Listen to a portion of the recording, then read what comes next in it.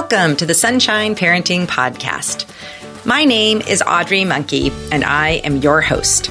For more than 3 decades, I've been a summer camp director, and I've had the privilege of working with thousands of children, teenagers, young adult counselors, and parents. I really enjoy sharing stories, tips, and ideas to help others who care about young people raise a generation of kind, self-reliant, optimistic kids who become thriving adults. If you're interested in summer camp, parenting, or happiness, you've come to the right place. If you're a regular listener to the Sunshine Parenting Podcast, then you've heard me mention Laura Vanderkam's book, Off the Clock, which I read in August. I am thrilled to have Laura on the podcast today. Laura Vanderkam is the best-selling author of What the Most Successful People Do Before Breakfast, All the Money in the World, 168 Hours, Grind Hopping, and I Know How She Does It. She is the co-host with Sarah Hart-Unger of the podcast Best of Both Worlds, which I've recently started listening to and really am enjoying. Laura's TED Talk, How to Gain Control of Your Free Time, has been viewed more than 5 million times. Her work has appeared in the Wall Street Journal, the New York Times, Fortune, and other publications. Laura lives with her husband and their 4 children outside Philadelphia. I'm thrilled to have Laura Vanderkam on episode 56 of the Sunshine Parenting Podcast. Well, I am so thrilled today. I have Laura Vanderkam on the podcast. If you've been listening to my podcast for a while, you know that I have been talking about her and her book, Off the Clock, incessantly on my blog and on other podcast episodes. And she's here today. Welcome, Laura. Thank you for having me.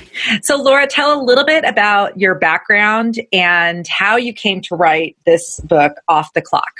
Well, I write about time management and productivity. I have a couple books out on that topic, including 168 Hours, What the Most Successful People Do Before Breakfast, I Know How She Does It, and now Off the Clock. I find the topic of time absolutely fascinating because we all have the same amount of time. We all have 24 hours in a day, 168 hours in a week.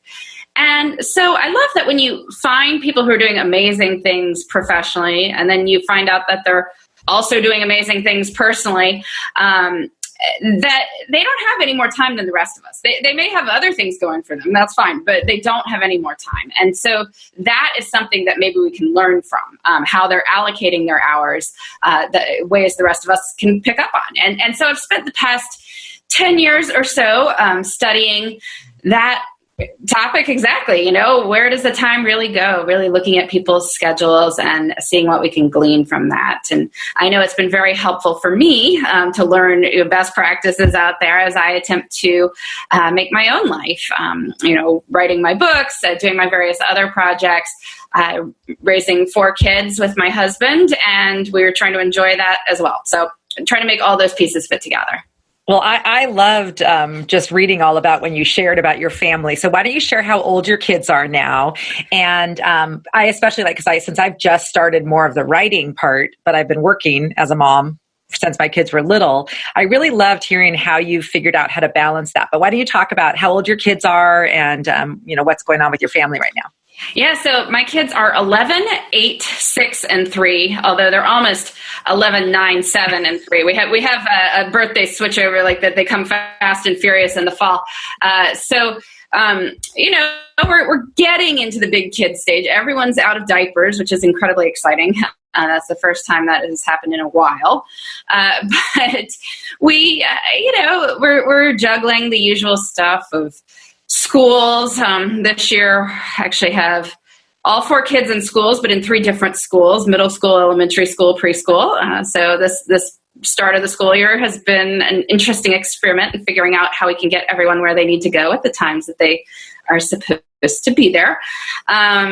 We like to do various things. The kids have their activities they're in. We also like to travel as a family, try to have fun weekends as well. I spend a lot of time thinking about what we can do on weekends in order to really, enjoy our time together and have various adventures and make memories that hopefully the kids will take with them.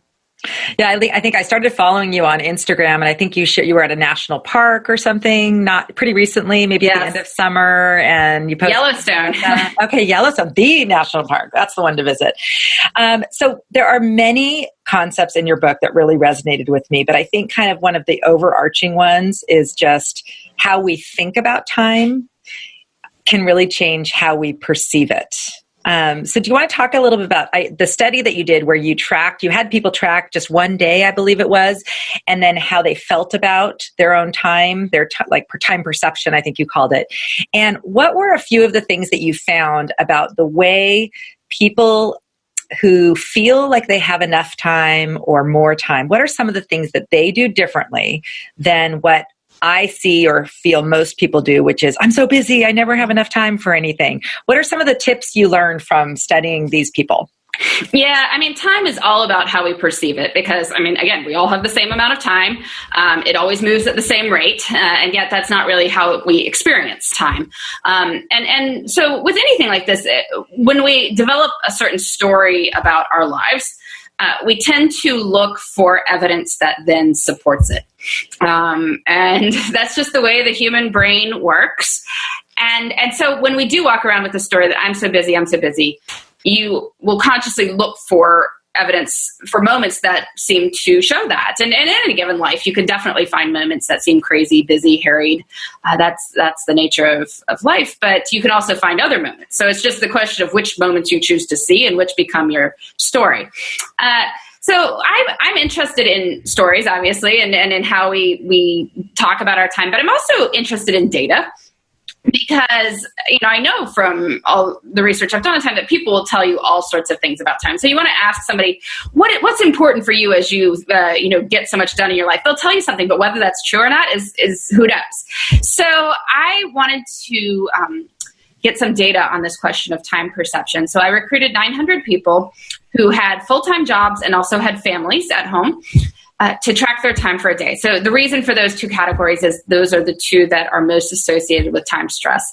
The easiest way to feel no time stress whatsoever is to be retired. But that, we can't all do that.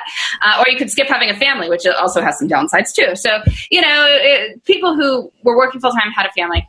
They tracked their time on a March Monday.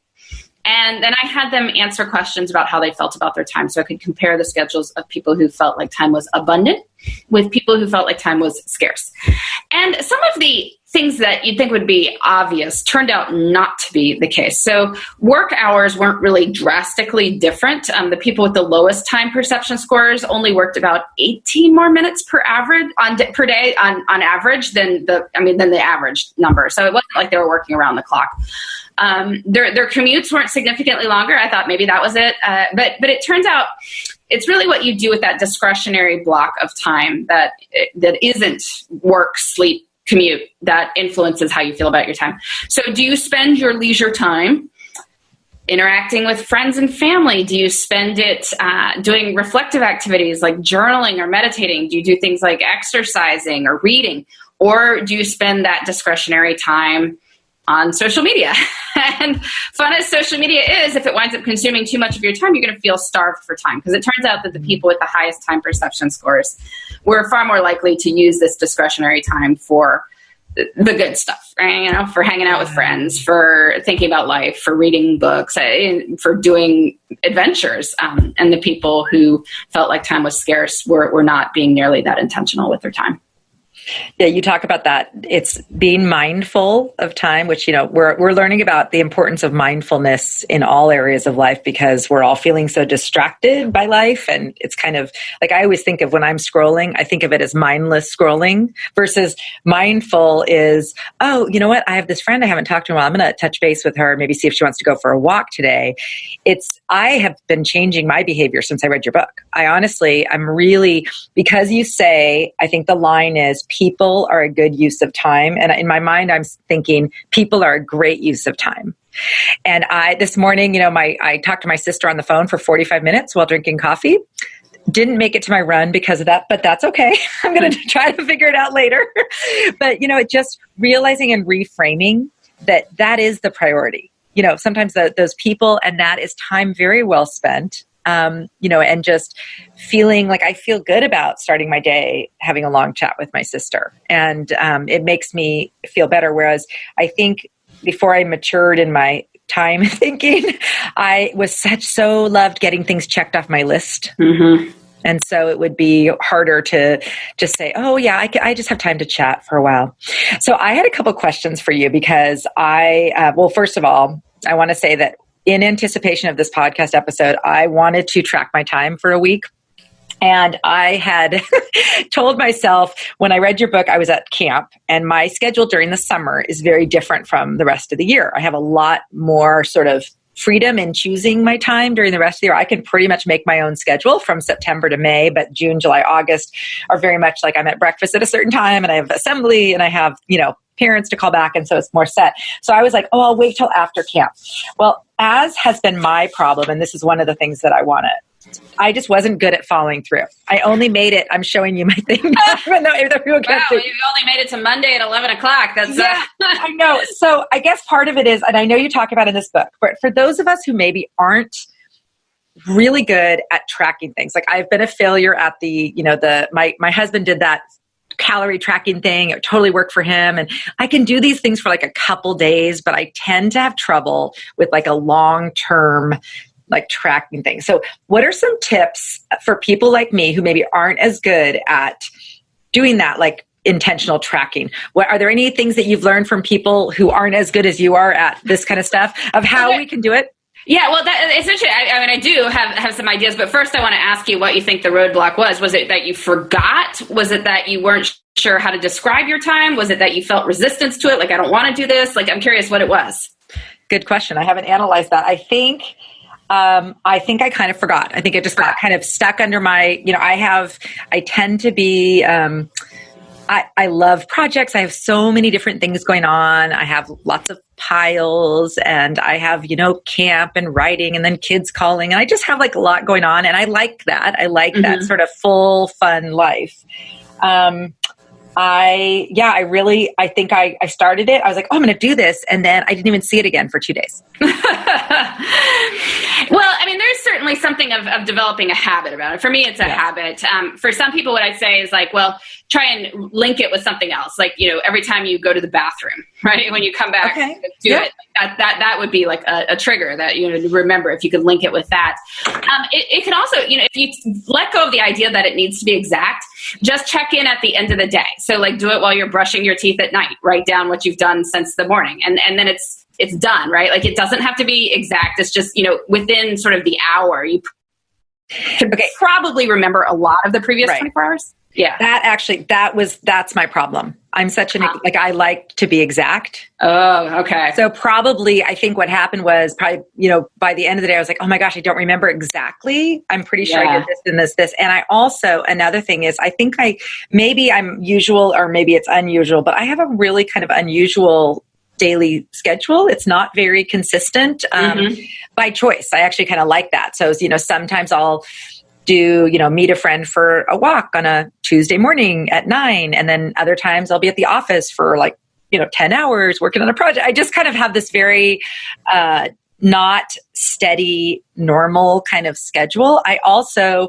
with my kids mostly being away from me, I have a lot of just like calls and FaceTimes with them that I spend a lot of time on, and those add up. And if I'm available, I love to chat with my kids. So I might be in the middle of, I'm writing from 12 to 2, and then somebody calls and that gets broken up or something. So I think maybe that's for me, what will be good is I think at the end of the day, like linking it to maybe, when I get in bed with my book, just pulling it out and saying, okay, where was I today? Approximately, what did I do? So I'm going to try that. I'm going to try that and not try to be so exact, because by having these half-hour things, I was actually almost started using it as a planning tool, which is not what I need to do. I need to do it as a retrospective, not prospective. No, and I think letting go of the need to be exact is important, because it's not about every bathroom break. It's not about, was I writing and then I checked an email? Like, I wouldn't put stuff like that. I mean, I'll just put work and maybe I'll put what I was working on, but often not. Like, because I haven't really been trying to.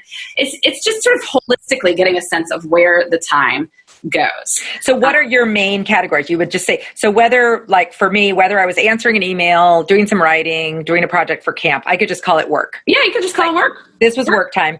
And then you have like maybe eating time, sleeping time, exercise, hang out with family, friends, friends. Okay. Driving somewhere or just relaxing at the house. I mean, you could just put hang out with family or, relax at house or whatever. Like it's not, which could encompass all sorts of things. But it's not like at some point in there of sitting at the table, did I also go sort the mail pile? Who cares, right? It's not about trying to be exact. It's sort of getting a holistic perspective of your time. But that's super helpful because, and also I just want to say to listeners, you can go to Laura's website and all you have to do is sign up for her emails, which are really helpful and have lots of good information. And you can download the paper version of this time management worksheet. And I'm going to download a clean copy and start over and not try to be so exact. Because I was saying like laundry, packing, emails, preparing for this talk. I was doing these things too detailed. And you're right. Retrospective, I should have just said chores, work. Yeah. Well, and the upside of being a little bit less exact. I mean, one of the things I've found with time tracking is I do try to do stuff for like a half-hour block because then it fills a half-hour block, which is helpful.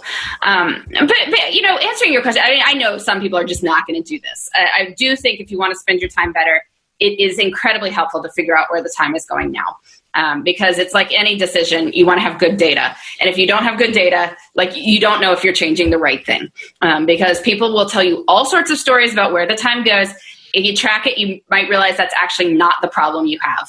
I know for me, I thought I wasn't spending any time in the car because I don't commute. Like I have a home office. Turns out I was spending more than an hour a day in the car. Like that's a whole hour. Like was not even in my story that I was telling myself. Good to know that, right? Then I can figure out, like, do I want to have audiobooks or podcasts or like listen to certain kinds of music? But like, because I wasn't even thinking of that and didn't have the data to make those decisions, like anything I would have told myself about where my time goes was going to be completely wrong because I was in the car for more time than I was reading, for more time than I was exercising, for all these categories that I think of as important or less than this category I was completely even ignoring. So, worth doing. That said, if you are not going to do it or you try and just can't get through it, you can kind of back into spending your time wisely, but just thinking about it. Like at the end of the day, look back over the day and say, well, what did I like about today? Like what worked? Like what was great? Let me celebrate. Yay. Good job. What do I want to spend more time doing? So whatever it is that you were doing that you would like to scale up in terms of your time, ponder that, think about what you would like to spend less time doing, and then sort of look at what the next day is going to bring and ask yourself, well, what could I do to do more of those things that I want to do and less of the things I don't want to do? And as you keep daily making those decisions, you can start to spend your time in different ways. And once you start doing that a little bit, then you might start moving to a more weekly perspective on time. Because I find that, the day is great, but mostly we live our lives in weeks. And so you can say, well, I want to volunteer more, but like you're not going to on Tuesday. So like that's not really helping you all that much. But if you look at the whole week and you might say, oh, well, actually, here's this, Sunday evening commitment I was thinking of taking on that might fit in my life. And so then by planning your weeks ahead, that's going to happen. And you can start asking in a week, what would I like to spend more time doing? I like that concept because that is better for people who don't have a super traditional schedule or that kind of thing. It might work better. I had a question for you about people like me. I think like teachers, I think of stay-at-home parents, camp professionals who have like a seasonal sort of different, like really things change seasons. So like, a parent who stays home with kids when the kids go back to school, their time kind of changes, how they're using it and everything. Is that how you work in your quarterly goals? So you talk about that in your book, having, I think is it personal, career, relationships, and self. Okay. I think those tend to be the three major areas for most of us. If your life changes a lot seasonally, and there's lots of people who are like this, like you said, teachers or camp directors, or, maybe it's accountants, like around the various deadlines for that. Their lives are crazy, but not the rest of the time. So, it helps to know where your time goes during the busy times. It also helps to know where your time goes during not busy times.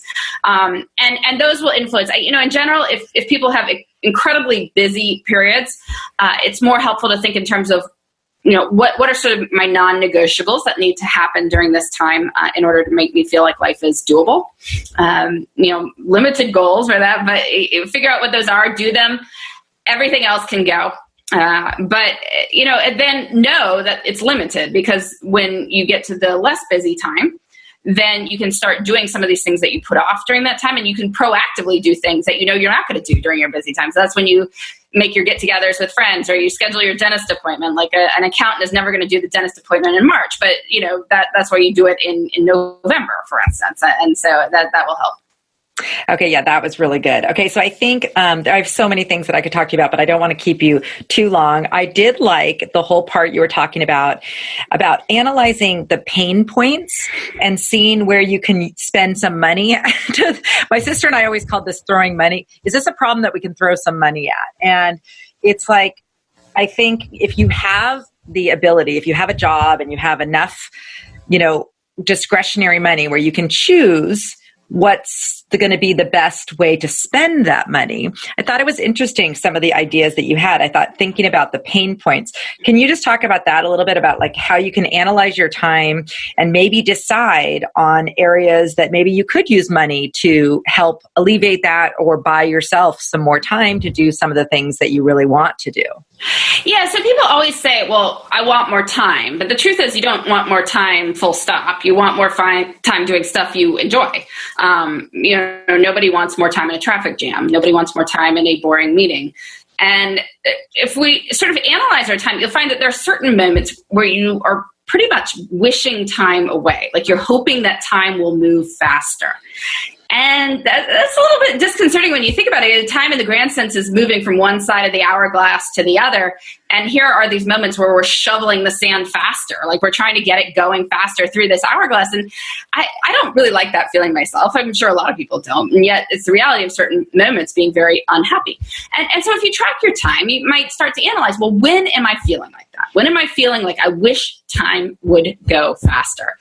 And then think about, well, is there any way I could use some of my resources, whatever those might be, money or otherwise, to move some time out of this category and into either a neutral category or even a positive category? And I know for me, one sort of one that has been helpful, like on weekends, we have 4 kids. They've got lots of events, sporting events and things like that. And sometimes we'd have, the older 2 kids, for instance, have 2 different sporting events. So my husband and I could split them. Well, what do we do with the 2 younger kids? Well, they can come with us. But I have had a lot of experiences of chasing a 2-year-old around the side of somebody else's soccer game, and it is absolutely miserable, or around the side of a swim meet, trying to keep them from like leaping in the pool. And you realize like they're not having fun. You're distracted. You're kind of hoping this meet's over faster because you're, anxious and unhappy about it. And so we realized, well, we could hire a sitter for the younger 2 kids while we're dealing with the older kids. And so then there's somebody building Lego towers with the little kids, and they're happy, and we're not miserable on the sidelines missing the whole game that we're supposed to be watching in the first place. And so, that was the idea of using money to alleviate a pain point. So think about what it is. It could be a big thing. I mean, maybe you move closer to work because your commute is so miserable. But for many people, it's not going to be that. It might be something like, well, my commute is miserable, but it isn't if I listen to my favorite music. Well, how can I make sure I have that music? And, it's about investing a little bit of time and figuring that out. Right. I was thinking too, from my perspective, so a lot of my listeners have older kids, and I think you'll find too, as your kids get older, they can help a lot at home. And so the more kind of chores and things that kids do for themselves, the more time you have. And I remember finding like it got to a point where between work and things going on at home, I couldn't do all the laundry. So all my kids started doing their own laundry. And my youngest at the time was 5. And I showed him how to do it. I think with him, when he was 5, I would put it in the wash, put it in the dryer, and he'd do all the folding and putting away. But the older ones just started doing the whole thing. And so just something as simple as that. Now in my house, we all do our own laundry. Plus, you don't have to sort it again. Yeah, so that's great. You wait till you have enough that you need a load done. You do it yourself. You fold it yourself. You put it away yourself. And if you don't, you're wearing your own wrinkly clothes. And so just even I thought about that when you were talking about that it often doesn't require any money, because as kids get older, they should be taking on more responsibility. So maybe some of the things that parents are feeling like, oh my gosh, I spend my whole day cleaning the kitchen, which my husband and I used to feel like that on weekends. It just felt like it went from one meal to clean up to meal to clean up the whole time. And you do start feeling like, I think I spent most of this weekend cleaning the kitchen. But when you get all the kids, rinse out your own dish and put it in the dishwasher. Just little things, I think, in families that we can do kind of alleviate the load we feel on those things. Yep, that's a great idea. Definitely sharing the burden and then sharing the fun as well. Yes, for sure. Okay, well, I loved your thing about having how effortful fun. I'm a big proponent of fun. And I think some of the time we're so tired that it's easier to just plop on the couch with our iPad or watch YouTube videos like a lot of the kids default to the effortless kind of fun.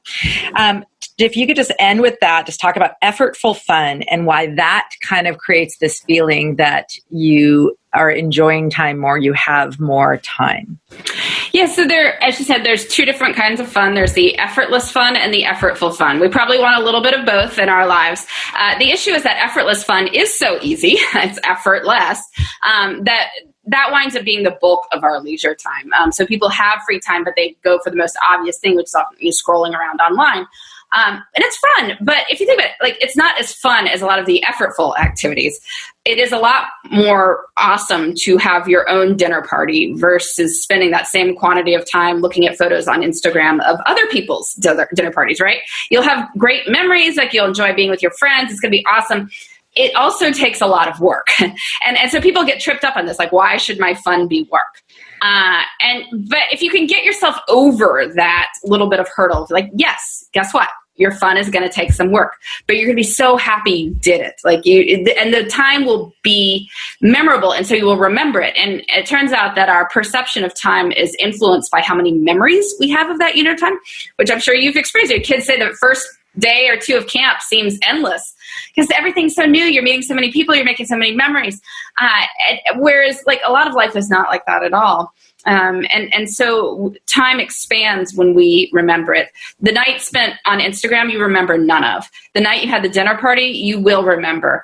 So if you can start to shift that balance and have a little bit more of your time be that effortful fun, you'll feel like you have more time. And in my time diary, I say the people who were doing that effortful fun, right, who were having adventures on this Monday night or getting together with friends, definitely felt far better about their time. Oh, I just love that. Okay, well, we'll end there, but I do want you to just share about your amazing podcast, Best of Both Worlds, as well as your website. And I will, of course, put links in the show notes. But why don't you just share where people can find you? If you do any speaking, how can people find out about that? All of your good info. Yeah, so please come visit my website, which is lauravanderkam.com. That's just my name. I blog usually about 4 times a week there. You can also sign up for my newsletters, all that fun stuff. I have a podcast that I co-host with Sarah Hart-Unger that's called The Best of Both Worlds. We talk about how people can build their careers and raise their families and enjoy both. So that's been a lot of fun to do. I hope people will check out my books, including Off the Clock, Feel Less Busy While Getting More Done, and do a lot of speaking as well. So yeah, sure. I would love to connect with people in lots of different ways. Well, thank you so much for being on. I love chatting with you. I have about 1 million more questions, but I'll wait. Maybe we'll do a follow-up next time you write another book or something too. But thanks so much for being on, Laura. I enjoyed chatting with you. Thanks so much for having me. Thank you so much for joining me for this episode of the podcast. I hope you enjoyed my conversation with Laura and that you'll pick up a copy of her great book, Off the Clock, Feel Less Busy While Getting More Done. If you'd like to access the notes and links to things that we talked about in this episode, visit my website at sunshine-parenting.com and search for episode 56. While you're there, if you don't already subscribe to get my emails, I'd love to have you join my community. I'm going to leave you with a quote from Off the Clock. The creation of these memories is within our control when life is oriented toward adventure. It is easier not to choose adventures of both physical and emotional varieties. It is easier not to curate them afterward. It takes time to do more with memory than shoving old receipts into books or accidentally catching a whiff of honeysuckle, but doing so stretches time. This wooing of memory creates a deeper sense of self. The future is compelling, the past is rich. This mindset is crucial to feeling like you have all the time in the world. This podcast is a proud member of Parents on Demand, a network of high-quality shows for families just like yours. Download our free network app on Apple and Android and listen to your favorite episodes on the go.